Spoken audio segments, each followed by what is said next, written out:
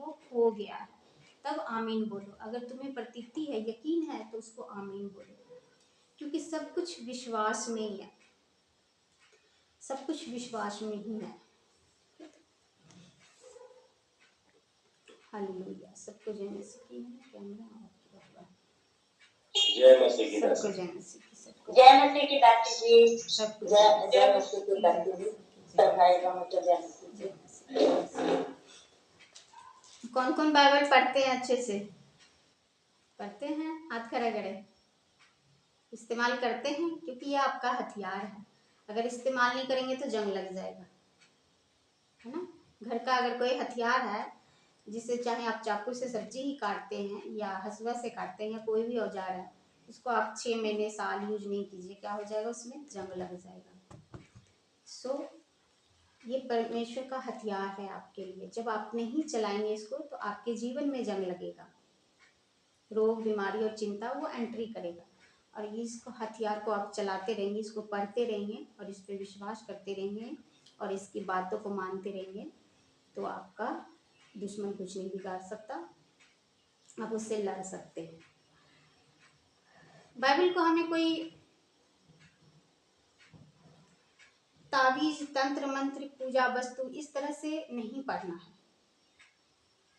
धार्मिक ग्रंथ है, लेकिन हमको इस सिंबल से नहीं पढ़ना है। इसको एक गिफ्ट है, ये परमेश्वर का एक गिफ्ट है इंसान को। हमें ऐसा आदर करना है, लेकिन ये हो कि हम इसको रख के और उसके ऊपर रोज फूल चढ़ा रहे, अगरबत्ती दिखा रहे हैं और उसको मत्था टेक के बस हो जाता है, ऐसा नहीं। जिस कहते इसको पढ़ो। एक बहन थी, उसने बोला मेरे पास बाइबल है, मुझे किसी ने गिफ्ट दिया, लेकिन पढ़ना नहीं आया, तो मैंने उसको धार्मिक ग्रंथ समझ के फेंका नहीं। चलो किसी का है तो धार्मिक ग्रंथ, तो मैंने उसको बक्से में रख दिया। तो ये आदर नहीं हुआ, आपने उसको रख दिया, ये कोई आदर नहीं हुआ। इससे भगवान खुश नहीं होते। जब उसको हम पढ़ेंगे और उसकी शिक्षा पर चलेंगे, तब हमारे जीवन में फर्क पड़ेगा। ये हम उसका आदर नहीं कर रहे, हम उसका निरादर कर रहे हैं। हम अपने नजर में उसका आदर करें कि हमने उसको बड़े संभाल के रख दिया, लेकिन संभालने की चीज नहीं होती। किताब संभालने की चीज नहीं होती है। ये परमेश्वर का वचन है, ये परमेश्वर के वर्ड है, जो उन्होंने आपसे बात करनी है ना। आज इंसान खोज रहा है ना, भगवान कहाँ मुझसे बात करे, तो कह मैं जो तुमसे बात करना चाहता हूँ ना, मैंने इसमें लिख दिया है, इसको पढ़ो, मैं तुमसे बात करूंगा, इसी से करूंगा। और ये जिंदा है, ये बाइबल जिंदा है। जो इसकी बातें हैं ना, हमारे जीवन में जब हम इसको पढ़ के अप्लाई करते हैं, तो वो रियल में हो जाता है। तो हमें इसे इस तरह तंत्र मंत्र की तरह नहीं पढ़ना है। हमें इसे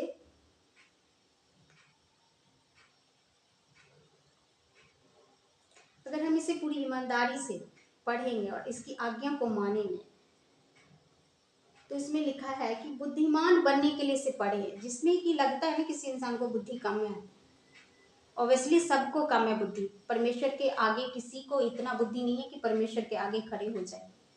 हम इंसान में परमेश्वर से ज्यादा बुद्धि नहीं हो सकती है। तो हर एक इंसान परमेश्वर के नजर में निर्बुद्धि है। कोई भी इंसान खड़ा होकर नहीं कह सकता मैं बहुत बुद्धिमान हूँ, मुझे बहुत बुद्धि है ना, कोई नहीं कह सकता। तो परमेश्वर कहते हैं इसका मतलब सब में बुद्धि की कमी है, आत्मिक बुद्धि की कमी है, भगवान की खोज की कमी है। तो इसको हमें पढ़ना चाहिए। हम इसको पढ़ेंगे तो बुद्धिमान होंगे। हमें इसे सुरक्षित रहने के लिए इसमें विश्वास करें। हम अगर सुरक्षा में आना चाहते, परमेश्वर की बाउंड्री में आना चाहते, तो इसके ऊपर हमें विश्वास करना पड़ेगा। और अगर हमें पवित्र रहना है, तो इसके लिए हमें अभ्यास करना पड़ेगा, उसके ऊपर चलना पड़ेगा। जैसे परमेश्वर कहते झूठ मत बोलो, तो हम विश्वास करेंगे, ठीक है झूठ नहीं बोलना चाहिए, हम विश्वास करते नहीं बोलना चाहिए, गलत चीज है। लेकिन हम जब तक उसका अभ्यास नहीं करेंगे, हम उसके ऊपर चलेंगे नहीं, तब तक हम पवित्र नहीं कहलाएंगे। सबको पता है चोरी करना पाप है, क्या दुनिया में चोरी नहीं हो रही है? झूठ बोलना गलत है, तो क्या हमसे नहीं बुलाता है झूठ? हमें बड़ी और छोटी की मायने नहीं रखती, क्या हम अपने आप को जांचें। बोलना अच्छी बात है, विश्वास करना अच्छी बात है, सबको पता है विश्वास करते हैं, धार्मिक लोग विश्वास करते हैं, ये नहीं ये सही है ये गलत है, लेकिन चलते कितने लोग हैं? तो परमेश्वर कहते इसके ऊपर आपको अभ्यास करना पड़ेगा, प्रैक्टिस करनी पड़ेगी। अगर कोई स्टूडेंट है ना, उसको पढ़ लिया तो उसको याद नहीं हो सकता, उसके ऊपर उसको वो रट्टा मारना पड़ता है, उसको प्रैक्टिस करना पड़ता है, तब उसको याद आता है, और वो जो कंठस्थ याद हो जाता है उसको, तब वो एग्जाम में अपना अच्छे से वो लिख पाता है। तो सिर्फ पढ़ना काफ़ी नहीं होता है, उसके ऊपर उसको प्रैक्टिस करना भी पड़ता है, उसको अभ्यास भी करना पड़ता है, जीवन में अप्लाई भी करना पड़ता है।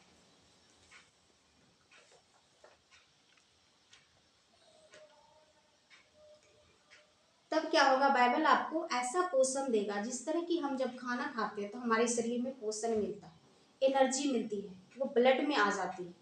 खाते हम खाना, हम पेट में जाता है, लेकिन बॉडी में कैसे एनर्जी आ जाती है, वो ब्लड में, वो अपना सिस्टम है पेट का, वो अपना हिसाब है वो करता है, और पूरे ब्लड बन के हमारे पूरे बॉडी में फैलता है और हमें एनर्जी मिलती है। उसी तरह परमेश्वर का वचन कहता है, जब हम इसको पढ़ते हैं ना तो लगता है कि सिर्फ पढ़ रहे हैं, हमें नहीं पता वो अंदर काम कर रहा है, वो ब्रेन में काम कर रहा था, हार्ट में काम कर रहा था, वो पूरे एनर्जी बन के हमारी बॉडी में फैल रही होती है, हमें एनर्जी मिल रही होती है। हमें लगता है कि क्या, कहाँ, हमें कुछ करने की जरूरत नहीं है। जैसे हम खाना खा लेते हैं तो उसके बाद हम ब्लड में जा करके उसको प्रोसीजर करना, एनर्जी देना, ये हमारा काम नहीं होता है, वो ऑटोमेटिक होता रहता है।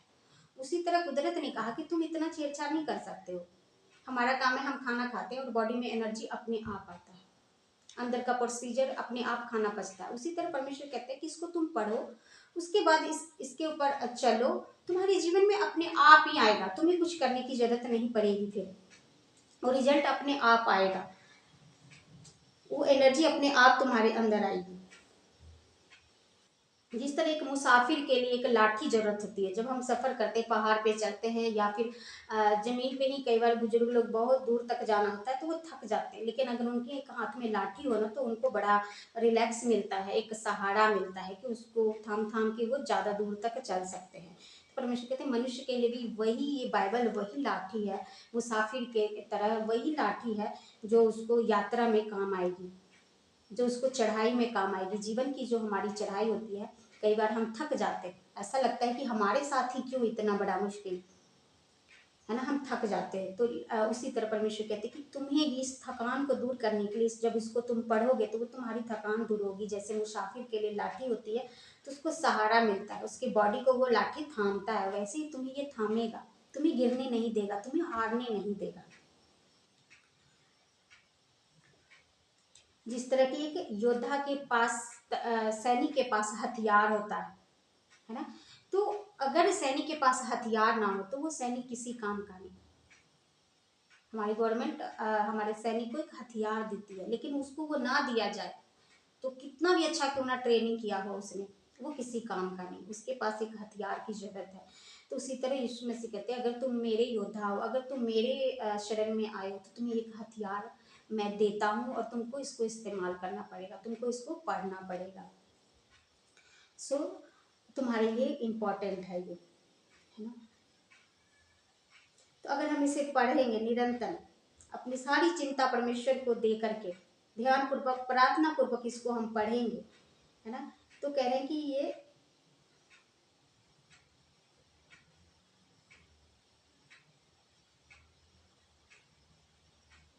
ये आपके लिए खदान है, खजाना है।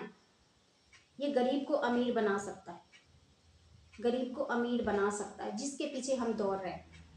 हर एक इंसान आज पैसे के पीछे दौड़ रहा है, हम भी, आप भी, सब, क्योंकि ये संसार की इतनी जरूरत है। अगर हम संसार में रह रहे हैं तो हमें जरूरत है इसकी, इसके बिना नहीं चल सकता। सब कुछ पैसा है ऐसा नहीं है, लेकिन बहुत कुछ पैसा है, बहुत कुछ पैसा है, क्योंकि पैसा हमारी जरूरत है। तो हम इस चीज के पीछे भी भाग रहे हैं, है ना। तो परमेश्वर कहते पहले तुम मेरे पीछे भाग के देखो, ये तुम्हें मिलेगी, क्योंकि तुम गलत डायरेक्शन में चल रहे हो, इसलिए तुम्हें नहीं मिल रही है। अगर कोई इंसान अमीर होना चाहता है, हम और आप सोचे कि अगर कोई इंसान अमीर होना चाहता है तो उसको क्या करना चाहिए, उसको किधर भागना चाहिए। हम कहेंगे मेहनत की तरफ।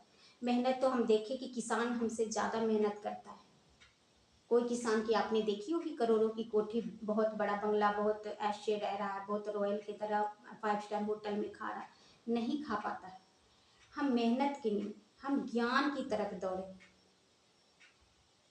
ज्ञान की तरफ दौड़े, बुद्धि की तरफ दौड़े। आप देखेंगे जो बच्चे इंटेलिजेंट है, जो पढ़ाई में माहिर होते हैं, पढ़ते हैं अच्छे से, वो बच्चे बड़े बड़े काम करते हैं, एसी में रहते हैं, ऑफिस में बैठते हैं। किसान से मेहनत उनकी कम होती है, उनकी मेहनत दिमाग से होती है। किसान की मेहनत शरीर से होती है, मजदूर की मेहनत शरीर से होती है। तो मेहनत मेहनत में हम फर्क समझे, हम दिशा भी देखें, मेहनत के साथ साथ हम दिशा देखें। ऐसा नहीं कि जो बच्चा एसी में बैठा पढ़ाई कर रहा है और उसकी मेहनत नहीं हो रही, उसकी भी मेहनत हो रही है, लेकिन उसकी मेहनत दिमाग से हो रही है, कोई मेहनत शरीर से कर रहा है। तो हमें डायरेक्शन देखना होगा। तो यीशु मसीह वही कहते हैं कि ज्ञान के बिना मेरी प्रजा नाश हो रही है, क्योंकि नॉलेज नहीं है, ज्ञान नहीं है, उसको पता ही नहीं कि किधर को भागेंगे कि हमें पैसा मिलेगा। वो संसार की तरफ भाग रहे, वो मेहनत की तरफ भाग रहे हैं। उनको लगता है मेहनत करेंगे ना तो हो जाएगा। आप मेहनत करते करते आपकी जुत्ती घिस जाएगी, आपकी उम्र घिस जाएगी, लेकिन जो आपका सपना है वो पूरा नहीं हो पाता। तो यीशु मसीह वही कहते, तुम ज्ञान की तरफ भागो, तुम मेरी तरफ भागो, क्योंकि मैं तुम्हें बताऊंगा, मैं तुम्हें सिखाऊंगा, मैं तुम्हें सिखाऊंगा। सो आप सब बाइबल को जरूर पढ़ा करें, आपके लिए मोस्ट इम्पॉर्टेंट है। जो भी कुछ आप चाहते हैं ना, जो भी कुछ चाहते, बाइबल में लिखा है, एक्सप्लेन किया गया है कि बाइबल एक मॉल की तरह है। जैसे बड़े बड़े शहरों में होती है ना शॉपिंग मॉल, अब तो सब जगह खुल रहे हैं, है ना। तो वो क्या होती है, उसमें बिल्डिंग बिल्डिंग बनी होती है। मार्केट एक ही जगह मार्केट होती है, सब कुछ की चीजें, सब जरूरत की चीजें आपकी घर की एक ही जगह मिलती है।